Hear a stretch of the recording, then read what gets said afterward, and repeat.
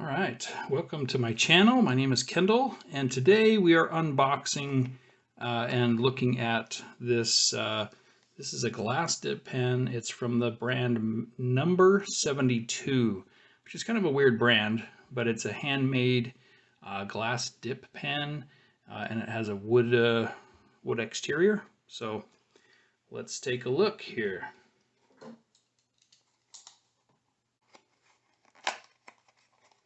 I always worry with glass pens if they survive the shipping process. So, our box, this little tin here.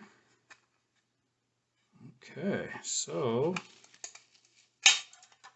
this bamboo. Looks like they pack it pretty well with this foam.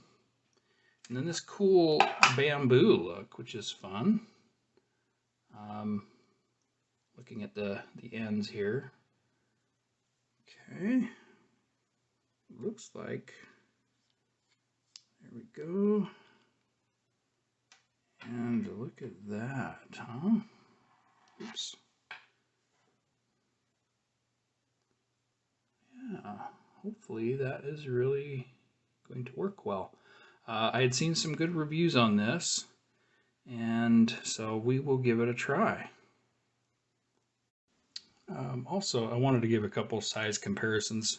So here's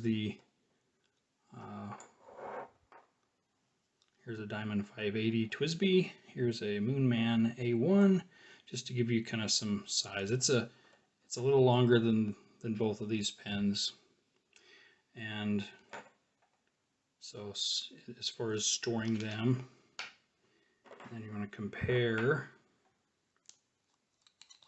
Posted here. So it's a bit longer that way too. Okay, well, these 3x5 cards I was hoping would work well, but they do feather a lot. So it is not going to work out quite what I wanted. I also had a thought of using some of these old business cards. You know, they're out of date on the back, but I think we'd use these, but they just absorb right away. They've got some feathering as well, and so I might end up with a color ring or something that's more suited. But since we're here, since we've got the glass nib, we'll just do a writing sample and show you how it works. All right, so this is William Hanna notebook paper. I did a review of William Hanna's leather notebook recently. I'd recommend that. Just going to get most of the ink off of here. So let's show you how this writes. All right, I think the brand of this is Number 72. Very odd name for a brand.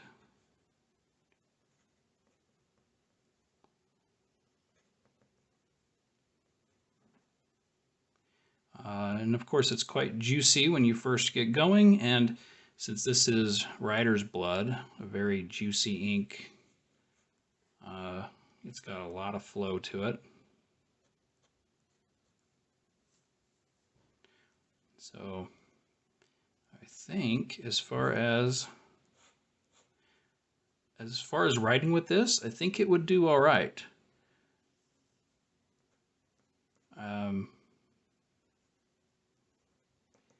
It's not going to be the same as using a fountain pen.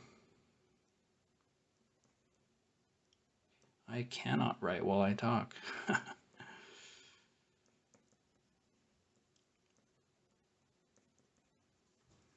But it's actually a lot better than I've had with other glass pens. I mean, they're none of them are made the same. They're all unique in a way. But I think for my purposes here, I think this will be really nice for trying inks. And yeah, I think if you've got a shimmer ink, something you're reluctant to put in a pen, this could really be nice. So while we've got writer's blood going, let's just compare the writing to something I have inked up with writer's blood. This is a Wingsung 699. It's very much like a knockoff of a Pilot 823.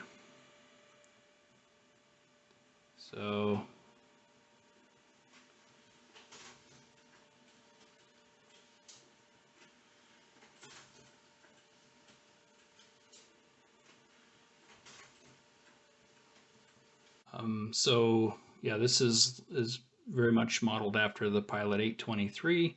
I've got a separate review on this pen, but as you can see, the writing, I mean,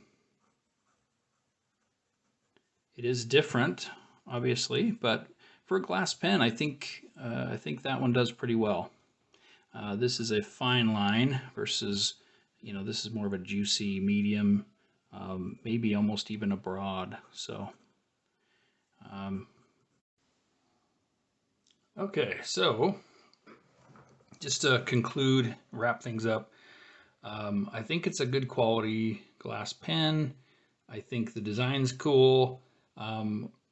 It could use a roll stop on the cap. And then also, I'd probably recommend some kind of a pen rest so that as you've inked it up, you can also set it aside for a second, just so the pen doesn't roll away too. So I'd love to hear solutions others have on that. Also, the end here, you can see a little bit of staining, and yeah, it's cool that it's made of wood, but maybe there's some downsides too. I'm noticing some staining, so then I'm trying to be more careful, and in something like a sample vial like this, instead of just dunking it in and getting this part all inked, I might try to tilt it just a little bit so that I can do this. And then I actually had a problem and spilled some ink. So anyway, there's some pros and cons to that. And so yeah, I'm imagining if you're trying to use up some ink that you want to use your glass dip pen just to do some writing, I'd love to know what people are using. Is there an inkwell that you like, or are you just using the sample vial and you've got something to hold it to keep it from tipping and you're just dipping it in? Obviously, this wooden one, I don't know that I would want to do that. So leave a comment if you've got a good inkwell or your thoughts on that. So as far as samples, I do recommend a vial holder. Goulet sells one that's quite nice.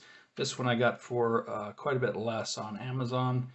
This one holds 50, and I figured 50 should be enough inks. And basically,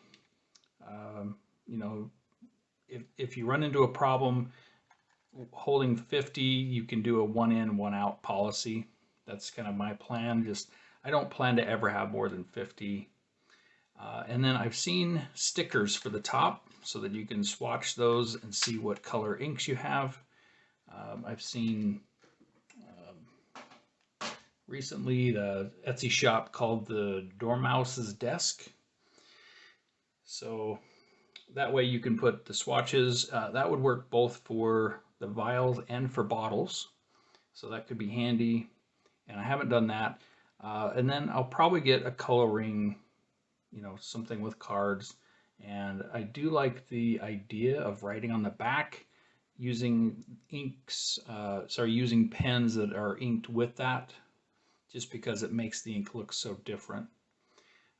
And so the coloring are very small, 2" by 4". If you've got ideas of something bigger, I'd love to know. And I wanted to show off this idea I had, basically grouping things by ink, by color family. So this spread here, I've got oranges, and I've got some purple down here because I don't know that I'll need as much room for oranges and purples, and they're both on the same side as reds for this side here, some darker reds, and then ancient copper, And yeah, I think it's just kind of fun to see. And I like that this is a notebook I'm using. This is the William Hanna. I've got a separate video on that if you want to see that review. And these are repositional pages, so you can move them around. You really just have to be careful that you're not using the backside as a color that you would want to compare with the other side. So I've got my greens and blues here, which I think is nice. You can compare, but I'm not likely going to compare my greens to reds if I'm looking at inking a pen. So the color family, I've got some blacks and grays and the Ferris Wheel Press Roaring Patina. I'm not sure that categorizes as a black, but I mean, they call it a black.